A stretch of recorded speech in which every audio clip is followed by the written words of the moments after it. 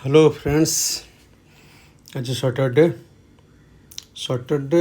Trading जो करती जो स्पेशली ट्रेडर तांका बोरिंग डे थाए सैटरडे संडे थाए।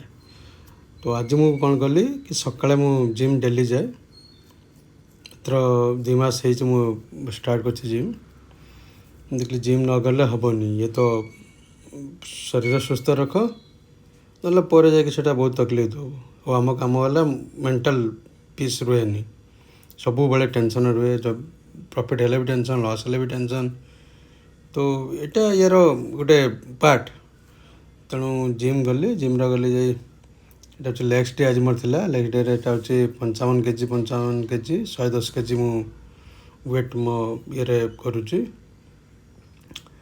तो आज मुझे बहुत समय थी सैटरडे, एमती मैं संडे बंद रुहे, सैटरडे प्राय 2 घंटा 2.5 घंटा मुझे तापर मर्निंग मैंने घर को फेरली। घर को फेरिक सारा दिन घरे थी। संध्या टे आम एमती बाहर सैटरडे संडे हेल्ले टे आउटिंग करने जो मैंने बाहर रोचे प्राय बाहरती।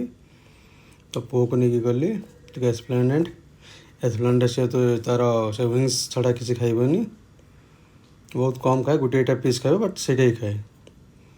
तो सेटा कलापर पुणी आम यहाँ असुविधा कौन हो पुओ सागर फैमिली साथ रे जंक फुड स्टार्ट हो। जंक फुड स्टार्ट है किसी बापा लाभ नहीं। जमती बॉडी कर जिते परिश्रम कर ना जंक फुड माने जंक फुड खाले से भाया किसी लाभ नहीं। पूरा आप डाइटिंग रहा पड़ो, डाइटिंग न रही ये असुविधा आम रोचे। किसी करिया नहीं, फैमिली साथ गले तो टिके किसी ना कि तो खाया पड़ो।